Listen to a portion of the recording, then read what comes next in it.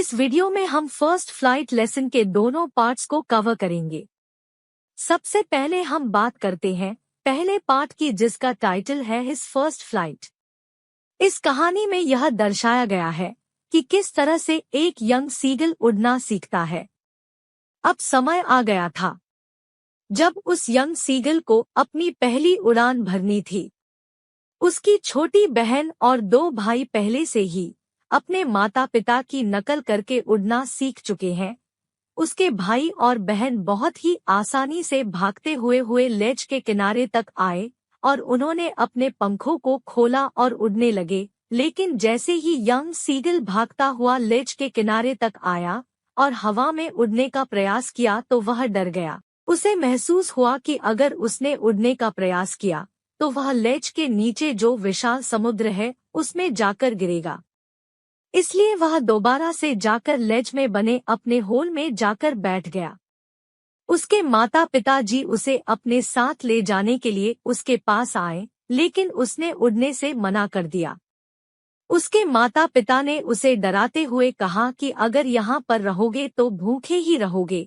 लेकिन सीगल इतना डर चुका था कि एक कदम भी आगे ना बढ़ा सका, इसलिए उसके माता पिता उसे वहीं छोड़कर उड़ गए। इस घटना के 24 घंटे गुजर जाने तक इस यंग सीगल ने कुछ नहीं खाया। अब उसे बहुत तेज भूख लगना आरंभ हुई। वह धीरे धीरे चलता हुआ लेज के किनारे तक आया और उसने देखा कि उसका परिवार उसकी लेज के ठीक सामने एक प्लाटो की चोटी के मध्य भाग पर बैठा हुआ है। उसके भाई बहन आराम से प्लाटो पर लेटे हुए हैं और उसके पिताजी अपने और बच्चों के पंखों को साफ कर रहे हैं। उसकी माँ पास ही प्लाटो की एक चट्टान पर अपने पंजों में मछली फंसाकर अपनी चोंच से उस मछली के छोटे छोटे टुकड़े कर रही है। माँ की नजर इस यंग सीगल की तरफ ही है। इस यंग सीगल ने अपनी माँ से निवेदन किया कि वो उसे भी थोड़ा सा भोजन उपलब्ध करा दे। उसकी माँ ने उसकी तरफ इस तरह से देखा जैसे कि वो उस यंग सीगल का मजाक उड़ा रही है।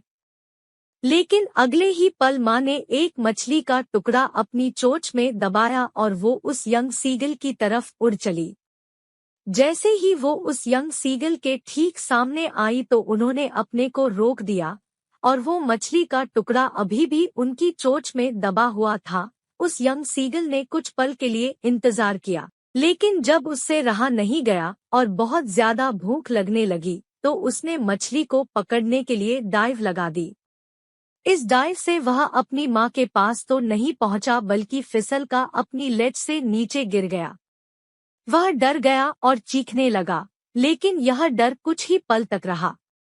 उसने जैसे ही अपने पंखों को खोला तो वह उड़ने लगा। अब वह खुशी से चिल्लाने लगा और आसमान में बहुत ऊंचाई पर उड़ने लगा। उसके माता पिता, भाई बहन सभी उसके चारों ओर उड़ने लगे। सभी लोग बहुत खुश थे। थोड़ी देर बाद सीगल के माता पिता, भाई बहन सभी लोग समुद्र के जल में आकर तैरने लगे। वे इशारे से उसको भी बुलाने लगे। उसने प्रयास किया कि वो भी समुद्र के जल पर उनकी तरह खड़ा हो सके, लेकिन उसके पैर पानी में डूबने लगे और वह डर गया। लेकिन जैसे ही उसके पेट ने पानी को टच किया तो बस इसके आगे वह नहीं डूबा और वह तैरने लगा। इस दृश्य को देखकर उसके परिवार के प्रत्येक सदस्य ने उसकी प्रशंसा की और उसे मछली के कुछ टुकड़े उपहार के रूप में भेंट किए। इस तरह सीगल ने अपनी पहली उड़ान यात्रा पूर्ण की। अब हम शुरू करते हैं इस लेसन का सेकंड पार्ट, जिसका टाइटल है अ ब्लैक एरोप्लेन। यह कहानी उस पायलट के अनुभव के बारे में बताती है जिसका हवाई जहाज एक तूफान में फंस गया था। कहानी का लेखक अपने ओल्ड डकोटा एरोप्लेन से फ्रांस के ऊपर से उड़ते हुए इंग्लैंड जा रहा था। रात के 1:30 का समय था। उसके एरोप्लेन के पीछे पूरब दिशा में चंद्रमा चमक रहा था। आसमान बिल्कुल साफ था, तारे चमक रहे थे। वह बहुत प्रसन्न था और उसे विश्वास था कि सुबह होने तक वह अपने परिवार के सदस्यों के साथ होगा। उसने पेरिस कंट्रोल से संपर्क किया और उन्हें सूचित किया कि वह इंग्लैंड जा रहा है और अपने मार्ग में है। कंट्रोल रूम ने उसे सलाह देते हुए कहा कि उसको अपना एरोप्लेन 12 डिग्री वेस्ट में टर्न करना होगा। उसने मैप और कॉम्पास को चेक किया और दूसरे एवं आखिरी फ्यूल टैंक को इंजन से कनेक्ट कर दिया और सीधा इंग्लैंड की ओर अपना एरोप्लेन लेकर आगे बढ़ने लगा। उसे लगता था कि वह सुबह के नाश्ते के समय तक इंग्लैंड पहुंच जाएगा। वह पेरिस से 150 किलोमीटर आगे आ चुका था। तभी उसे काले काले विशालकाय तूफानी बादल दिखाई दिए। ये बादल काले पहाड़ की तरह आसमान में उसके एरोप्लेन के ठीक सामने खड़े थे। उसे पता था कि न तो वह इन बादलों के ऊपर से होकर निकल सकता है और न ही इनके अंदर से होकर निकल सकता है। उसे पता था कि उसके पास इतना फ्यूल भी नहीं है कि वह इन बादलों के दूसरी ओर या तो उत्तर या फिर दक्षिण से होकर निकल सके।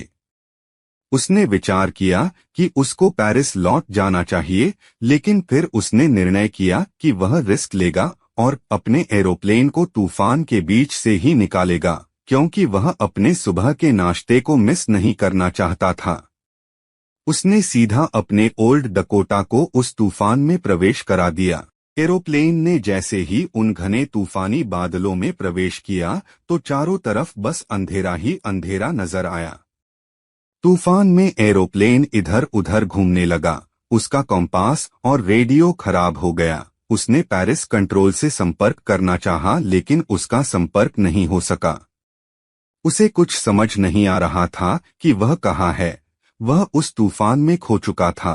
तभी अचानक न जाने कहां से उसने अपने नजदीक एक और एरोप्लेन देखा। उस दूसरे एरोप्लेन के पायलट ने लेखक की ओर इशारा करते हुए कहा कि वो उसके एरोप्लेन के पीछे पीछे आए। वह लेखक की मदद करने का प्रयास कर रहा था।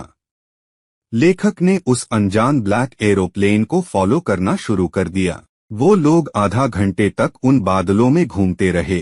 तभी उस अनजान ब्लैक एरोप्लेन ने नीचे की तरफ जाना शुरू कर दिया। लेखक भी उसके पीछे पीछे चल दिया। अचानक लेखक बादलों से बाहर आ गया। तभी उसने देखा कि उसके सामने लाइट्स की दो लंबी लंबी लाइंस हैं। वो रनवे था।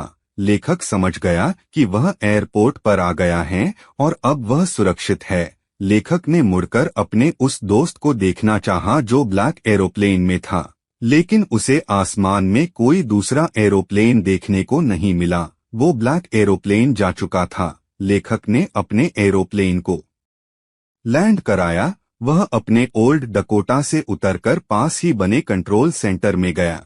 उसने कंट्रोल सेंटर में बैठी महिला से उस दूसरे एरोप्लेन के बारे में पूछा, क्योंकि लेखक उस दूसरे एरोप्लेन के पायलट को धन्यवाद देना चाहता था। कंट्रोल सेंटर में बैठी उस महिला ने लेखक को बहुत अजीब तरह से देखा और हंसते हुए बोली, दूसरा एरोप्लेन, वो भी इस भयंकर तूफान में? आपके एरोप्लेन के अलावा कोई भी अन्य एरोप्लेन आसमान में नहीं उड़ रहा था। केवल आपके ही एरोप्लेन को मैं रडार में देख पा रही थी। इस बात को सुनते ही लेखक के दिमाग में बहुत सारे सवाल उमड़ने लगे। इसी के साथ ये लेसन यहीं पर समाप्त होता है। हम आशा करते हैं कि आपको ये वीडियो पसंद आया होगा।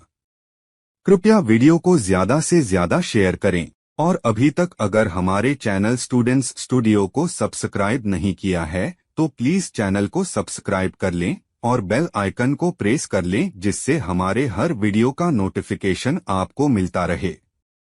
धन्यवाद।